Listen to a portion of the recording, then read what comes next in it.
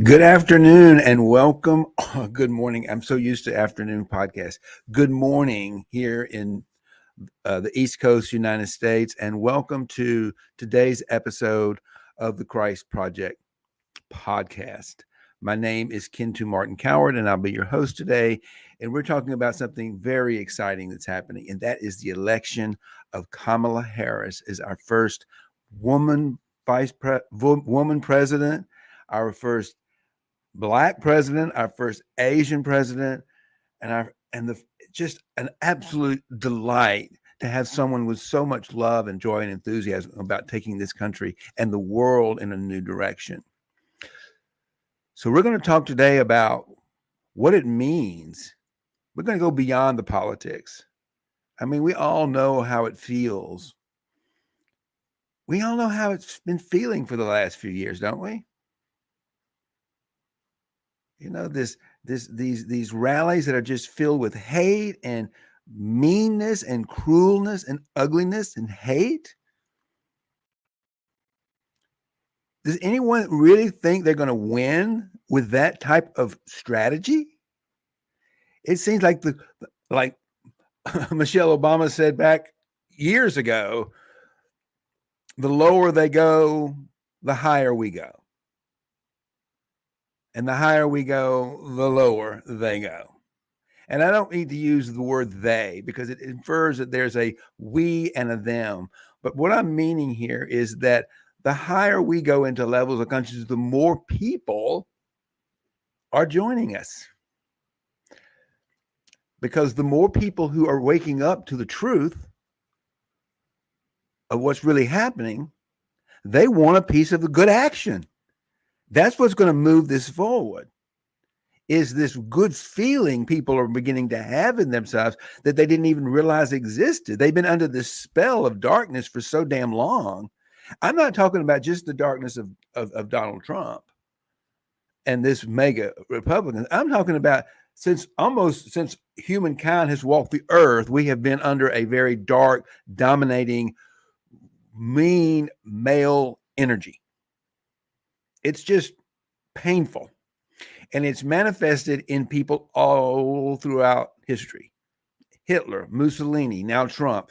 There have been lots of people, and I can't think of any women. I'm sure there might be some, but I can't think off the top of my head any females. And we're not talking necessarily about male versus female gender. We're talking about energies, but these energies do manifest into the feminine gender, the feminine identification. It could be in the feminine as a trans woman. But I think that this divine feminine energy often manifests itself in human beings in a feminine identification, in a feminine form. It doesn't have to be biologically feminine. It has to be biologically a woman, but it can be someone who identifies as a woman spiritually, because that's who they are. And it's that divine feminine energy that we are so longing for right now, yearning for in the world to heal us, to heal our planet, to heal our souls. Because for centuries, we have been under some type of, we've had moments when we were free, but it always seems to come back to where we are today. Someone who wants power for themselves.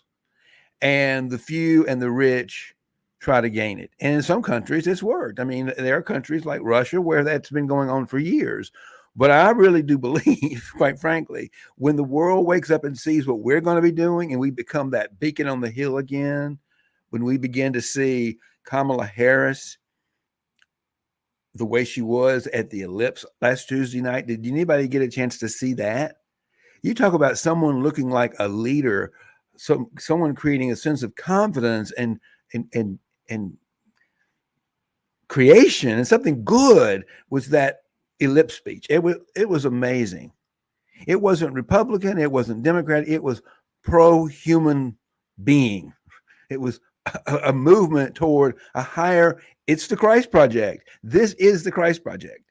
It's not some crazy biblical thing that we made up based on some story about somebody named Jesus. The Christ Project is something going on for billions of years. It is the evolution of humankind to become actually the Godhead. That's really what it's about. Our existence as human beings is to come up as humans to the level of the Godhead. And we do that every day by raising our own consciousness within ourselves, and then we bring it up in raising consciousness in the rest of the world. So I want to take just a second, because the best way to connect with this zone of genius is I'm going to take us into a little bit of just a 5-minute meditation, just for me, because I need to get grounded, and for you, because there is just so much tension. It's like a rubber band's about to break, and we just keep pulling it and pulling it and pulling it and pulling it. And I think energetically, we need to pull that tight like this, we're pulling it tight within ourselves so that we can actually let it go. And we're going to just catapult into a whole new dimension. 2025 is going to be gorgeous. It already is. Just feel your way into it. So I'm going to invite everyone now, if you're in a safe place, if you're driving, of course, don't close your eyes and listen to start meditating, but you can listen and you can ground yourself and keep your eyes on the road. So I invite you just to take a few minutes and breathe. Just breathe. Breathing in and breathing out. And allow yourself to get into this moment. Because it's the only moment that matters. And it's the only moment there is. There is only now. So if you can quiet yourself and really get present to now, really deeply listen. Alan Watts says the easiest and the quickest way to get into a state of meditation is to listen. So I'm inviting you to deeply listen, not so much to me. Just let me be kind of one of the sounds that's coming up. Don't worry about what I say or what I don't say. Just try to listen to everything and pay attention to everything. Become aware of everything that's happening in the moment, whether that's happening on the internal world through thoughts, emotions, feelings, and in the external. What are you hearing outside? Birds humming, the hum and drum of life activity. Feel that, hear that, listen to that for a moment. And see what you're feeling. Ask yourself, what am I feeling? What's that knot in my stomach? What is that tension in my eyes about? And just let it go and feel it. Just feel for a moment. Just feel. What are you feeling? I don't know about you, but I feel a lot of sadness. I'm not feeling it so much right this minute. But if I just let myself feel it, I feel some sadness. First, I feel fear. But I'm not feeling so much fear in the moment, but I am feeling some sadness. And that's okay. Feel the sadness. Let the sadness expand and open your heart. Open my heart. And just breathe in and breathe out. Breathe in the fear up into your nose, hold it. Oh, and just let all that go. Breathe in all those thoughts of yesterday's, all those things that didn't get done, all those judgments about you. Just breathe them all in and hold them up into your nose. And I just let them all go. They're just energies. They're just stories. They're just thoughts in your head. They don't mean anything. Just let them go. We're going to do another one of those. Just breathing in through the nose. Breathe in all that stuff that got left undone, the things that your ego is telling you didn't do right, you didn't do wrong, you weren't perfect. Breathe all that junk, all that garbage, all that nonsense in you. Just breathe it in and hold it for a second. And just let it go. Great big sigh of relief. And just listen. Now listen to your very own heart beating.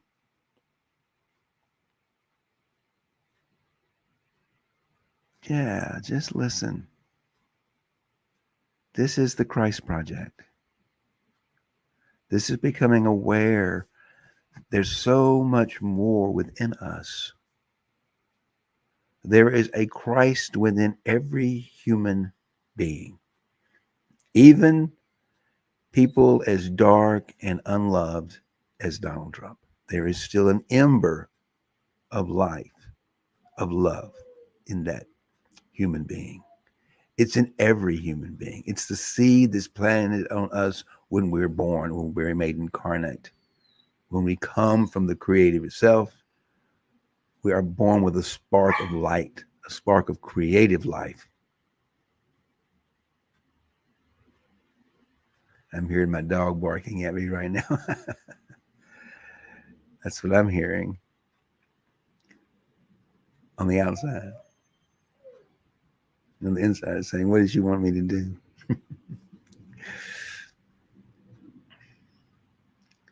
But in every human being, there is the Christ. That is what the Christ Project is about. It's about finding that light of love and creativity and spark that can change the world within ourselves. And when we find leaders like Joe Biden, who brought us the best of himself for 4 years, his experience, his calm, his sort of grandfatherly love and empathy to heal us from those years of the Trump administration, to bring us back economically with the help of Kamala Harris. And now she gets to bring her best gifts forward. And wow, look what we got. Look what the universe has given us to lead us. It's just beautiful, isn't it? Feel into that joy. Just feel into the joy of living in a world free from MAGA Republicans, free from mean, cruel dictators. We're just going to talk about the United States because I believe that other countries are going to follow us. When they see what's happening here, when we become that light in the world again, when we take away all the shadows that we've been living under for the last 10 years here in this country, and we're back to the light, we're going to be a shining light for the rest of the globe, the rest of the world. So one of the things I want to speak out to our friends in Africa who've been living under some really harsh regimes, dictators, particularly in countries like Uganda and Kenya. For our LGBTQ brothers and sisters in Africa, they live under such horrible, horrible circumstances.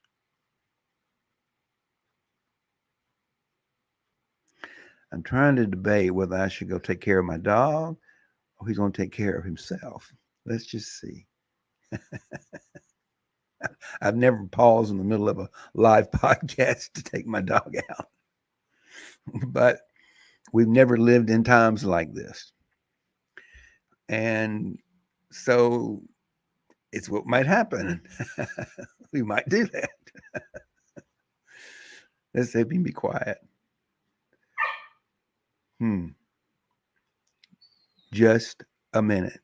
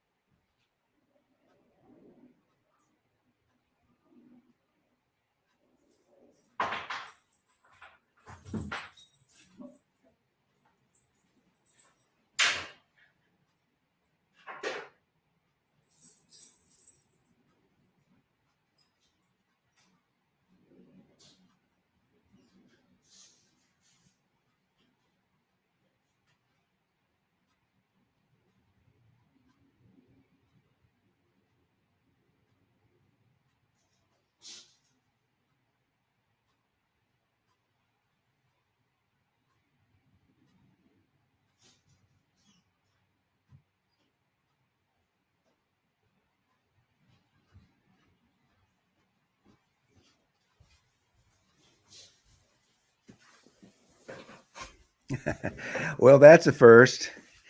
I've never taken a pause in the middle of a live podcast to go take out my dog, but if the dog needs to go outside, it needs to go outside, and I'm the only one here to do it. And you know what? The world didn't fall apart. That's the exciting thing about where we're headed. You know, all these things we think matter, they don't matter. What matters is that we love and care for each other. That's what matters. That we practice what we were taught by Jesus the Christ, to love your God, your life itself, meaning that, and to love your neighbor as yourself. It's just that simple. The solution is love, self-love. You know, I want to share one of the things that I found. I don't talk to too many MAGA Republicans. I certainly don't talk to too many. I don't talk to too many gay Republicans. And I will say something about, I don't like to generalize, but in my experience, that most gay Republicans are men that are self-loathing. They are, whether they're out or not, it doesn't really matter, but they really loathe themselves, and because they're gay. It's self-loathing. And of course, the antidote is self-love, but they don't quite understand that yet. But I will say, and I don't mean to generalize, but let's just say in the gay Republicans that I have come to know personally, there is an element of what I call self-loathing. And I feel like, to me, as a spirit, my love is to love them, to teach them to love themselves. And I had the opportunity this past week, sitting at the dog park, this man sat down next to me, kind of a little bit awkwardly too familiar, like he knew me, and began to tell him about himself. And I just sat there and listened, which is what I do. You know, it's like my little voice this morning, just listen to this. I didn't know anything about this guy. And in a short period of time, I knew he had an apartment in Manhattan. He came from Chicago. He lived out here. He had a mother. He didn't have a partner. He had a dog. I knew he was gay. I knew all about him. I just listened, and he just told me about himself. And the more I listened, there was an energy coming off him that I just felt negative. It just felt, it was just dark. I don't know how to describe it, but it was not like, it didn't feel like I was sitting next to a friend. It didn't feel like an enemy, but it felt like something to be cautious about. There was an energy of caution came up with me.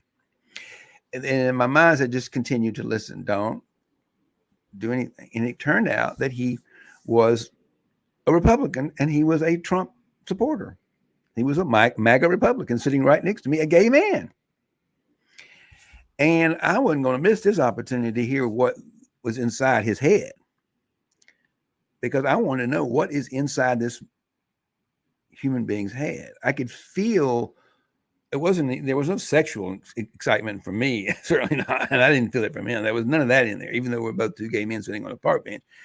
There was none of that, but there was something that he wanted to tell me his story, and he needed somebody to listen and not argue with him.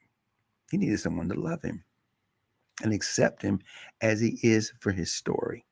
So he began to tell me so finally I just asked him, I said, well, tell me, why do you want to have a fascist? Why do you want to live in a fascist regime? Trump has said he's not a fascist. And I asked him one question, what about what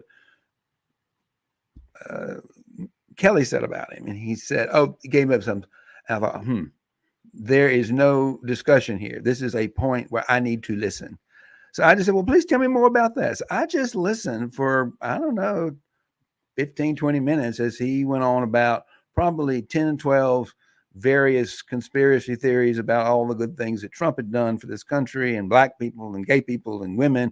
And then he went through a whole litany of all the horrible things that Kamala Harris had done in this country. I mean, and what was really interesting, and I didn't say a word, I just listened. But what was going on inside of me, which he didn't know about, is that as I was listening, I could feel that negative. I was breathing in that negative energy as he was speaking it out, holding it, and breathing back love towards him and acceptance.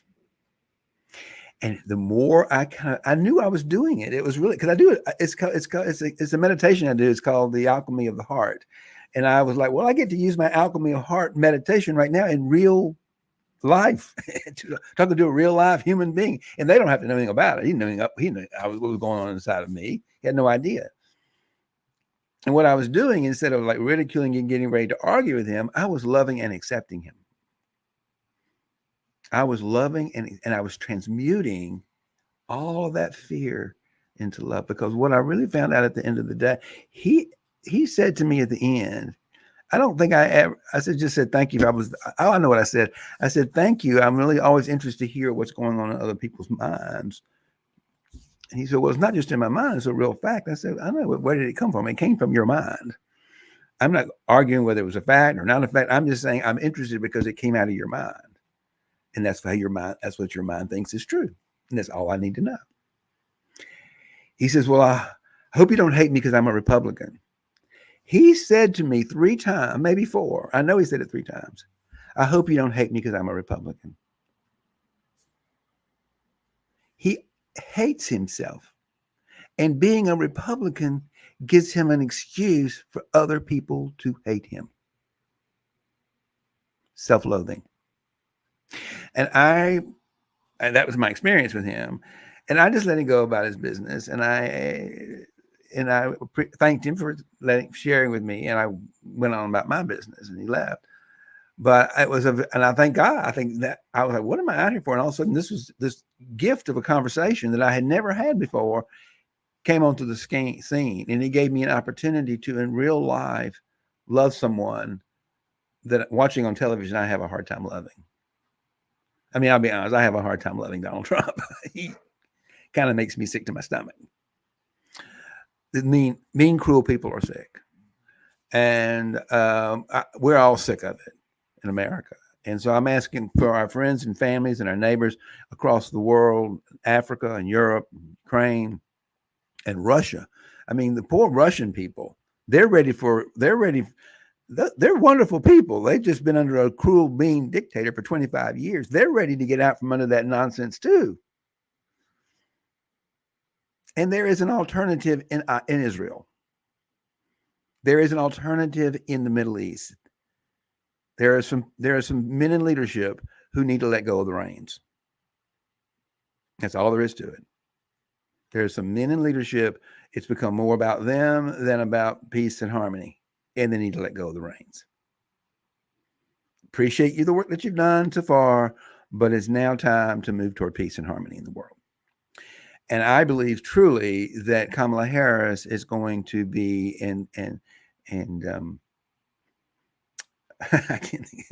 Waltz are going to be a dynamic duo in the White House. I'll tell you, while we're imagining a Kamala Harris presidency, Madam President, I want to think about, I had a thought the other day who would be a fantastic Secretary of State.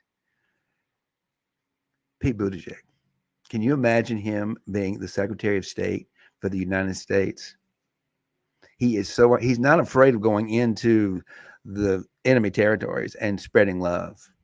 He is a gigantic force of love in this world today, of truth and love. And I can't think of anyone that would be better qualified to be the next Secretary of State of the United States than Pete Buttigieg. So that's what I'm manifesting. That's what I'm hoping for. And this is the thing, I was manifesting for him to be the vice presidential running mate. It turned out it was Tim Walz instead, which I'm even more excited about, because this thing about manifesting, it's not about being right or wrong. It's not like what I got was something better. The universe gave us something better for that position in that place than Pete Buttigieg, because he's better suited for something else. I think we got the best duo running for president and vice president you could ever ask for. But now I'm thinking, wow, we've got them we got them running the ship. We got a lot of great people in this country to help us. Liz Cheney, Barack Obama, Pete Buttigieg, and there's countless others that I can't name. I can't remember at the moment. I can name them, but I can't remember them. But I think he would be a fantastic statesman, Secretary of State for our country, traveling around the country speaking for the United States and bringing peace in the world. He is definitely part of what we call the Christ Project. He is definitely a light, a Christ in the world. And he knows, he's aware of his own divine power to create change and transformation. So is all these people. They're aware, we are aware of our divine power to transform the world. And we're not afraid to use it because it's for the betterment of the world. And that's what we're all about here, is we're about finding that spot within us, understanding clearly that everything happens in the universe happens within us first. And then it goes to the outside because we are the creative life force within ourselves, unless you're covered in darkness. And then you have any creative powers. So our job is to take that darkness that's overshadowing, we would call fear, and not be afraid of it and transmute it into love energy. And that's how we create a future. What I think has been really, really interesting to me is the campaign, how they've used fear as a motivator. Think about this. If you'll notice that when Kamala Harris took over the campaign from Joe Biden, the first thing she said, this is going to be close. This is a tight race. This is going to be close. And she was correct. It is. Back in those days, she was the underdog.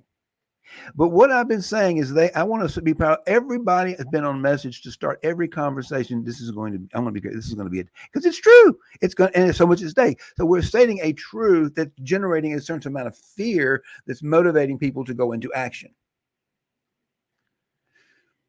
And because of that, because of the way fear is being used mostly as a motivator, just as like, okay, here's the problem.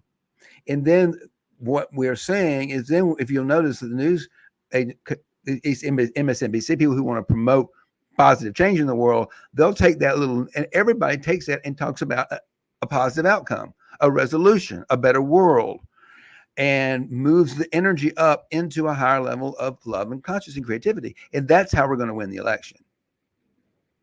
Doing exactly what we're doing, raising awareness, letting people know about it, and then feeling into the joy. Now we can begin to feel it. It's going to happen. We know it's going to happen. All of us know it's going to happen. Trump knows it's going to happen. They all know it's going to happen. Everybody knows the truth. Kamala Harris is going to be our next president, and it's time to celebrate. And keep pushing. Keep telling your friends like I'm doing now. Keep putting out the vote. Keep spreading the word. And let's just change the world next week, because we are. We are changing the world next week. And isn't it exciting? So thank you for joining me today. And I want to invite everyone who's listening, to come to my mastermind, the Christ Project Mastermind. It's happening at 11 o'clock Eastern Daylight Time. I believe it's 11 o'clock. Let me just make sure they got the right time. Hold on. It's a brand new time here. Hold on. Where is it? Just want to make sure we have a brand new time now. Everything's done on Saturday now because I went back to school. Yes, 11 o'clock. We used to be at noon. At 11 o'clock Eastern Daylight Time, and about a little less than 30 minutes, we have a mastermind, and it's called the Christ Project Mastermind. And what we're doing is that we're reading the book, The New Spiritual Exercises in the Spirit of Pierre Teilhard de Chardin. And it's a book written by Louis M. Savory. And we're reading the book together, and I'm guiding you through the exercises, because I've been through the book 3 times and it changed my life. It is truly this book is one of the biggest gifts I've ever found. So whether you join us for our mastermind or not, I highly recommend that you do pick up this book from Amazon, the hard copy of it, the paperback copy of it. I don't think it comes in Kindle. And begin to read the book and do the exercises. And then you might find you want some guidance. You can come join you can join our mastermind anytime. It takes about 90 days to go through the whole book. But it's really about getting together and doing the exercises and having human connection. That's the most important. That's the most important thing about a mastermind, is that you're not alone. You're going through something that might be a little challenging and hard to understand. And if you just go through the day-by-day exercises with somebody, and you have somebody you can talk to, a group, then you can do it together and you just get a lot more action. Remember, we're trying to manifest a new world here based on love and abundance. So the mastermind is a way for us to come together as a community of people, like-minded people, and using this book as a guide to create a new world built on love and prosperity and unity. So I'll drop the link to the registration. You do have to register. It's on Zoom. It's free. And excuse me, I will drop the link for you in the comment section as soon as I close out the podcast. Again, thank you for joining me today, and let's manifest a world of peace, love, abundance, prosperity for everyone to enjoy. Thank you.